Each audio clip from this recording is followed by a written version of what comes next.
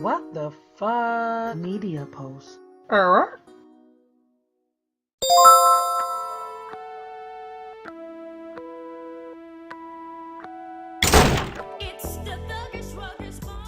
Yeah, welcome to What the Fuck Media Post. Let's get up into this. Hey, what's up? You know who this is. This is Pretty Thick. I'm just chilling and relaxing.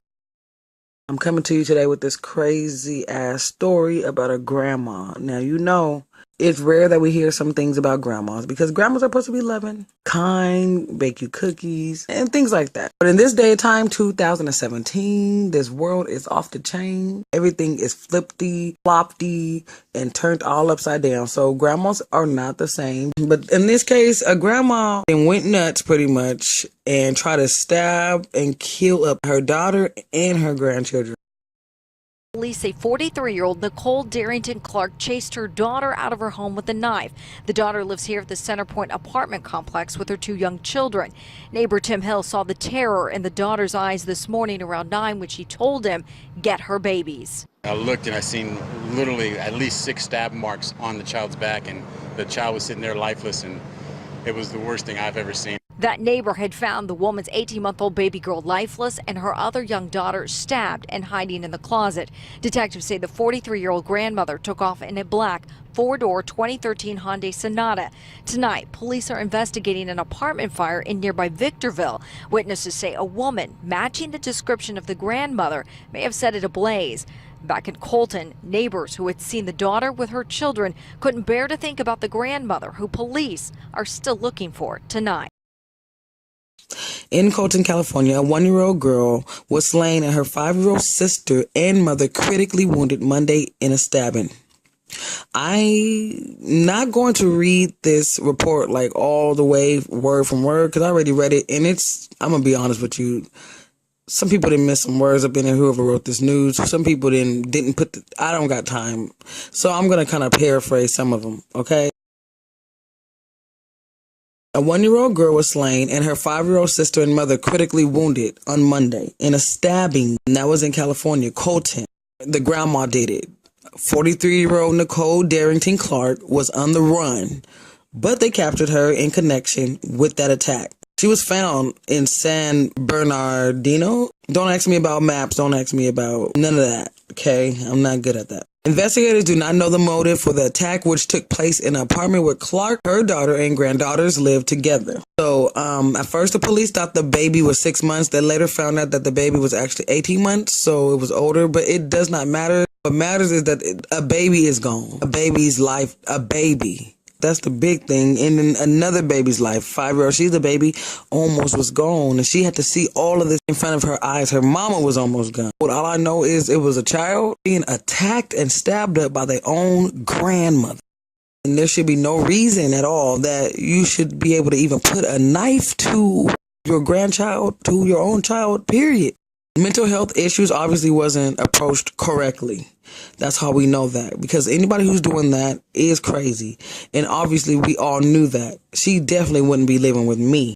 Here we go right here. It says that a neighbor told the newspaper that the wounded woman been stabbed everywhere.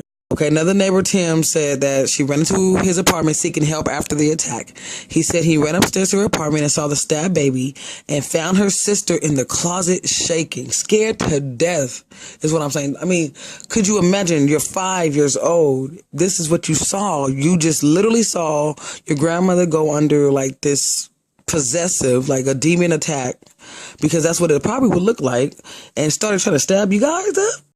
The police had to take her to the hospital. It was just that bad because they didn't want they didn't want the other baby to die. And I understand that. So I applaud the police, first of all, and I really, really say thank you. The next second could have been too long. The next minute, you know how I always hear that.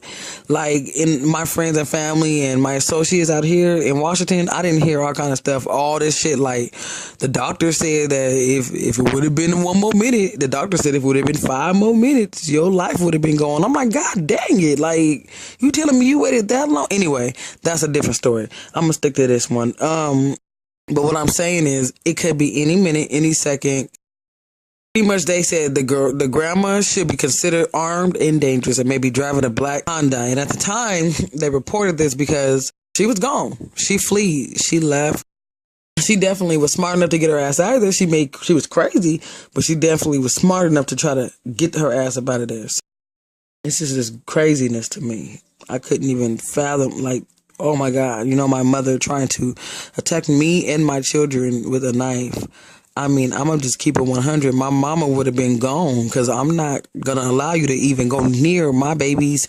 It had to be. I'm not sure about they don't give you much details, but she had to have stabbed up this baby without the mother even being there, or stabbed up the mother so bad that the mother was so weak. I don't know how it went, but I'm sure later on there's going to be some more updates because this happened about, I think, 2 days ago. Darrington Clark had previously pleaded guilty to stabbing her son and throwing her daughter out of a van while driving on the freeway in 2005.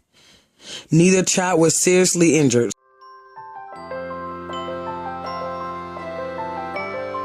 Pretty much this is a story about a crazy ass grandma. And when I say crazy, I really mean mental ill, really, when it comes down to it. Okay, so I found out why they let her out. In 2015, they let the grandma out and they deemed her sane. Mind you, she was supposed to be in for 34 years to life. But they're saying in 2015, I guess she was in there for 10 years, and they said they seen a great change because the psychiatric hospital let her out. But how is she okay when 10 years before this, she tried to stab her own son and she tried to throw her daughter out of a car? So really, when it comes down to it, I don't think she was ready to ever come out of the mental health area.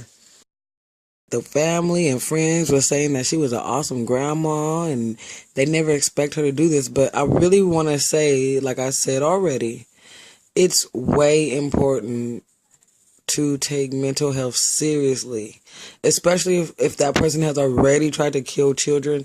You just got to understand that. You don't know when she's going to try to do it again.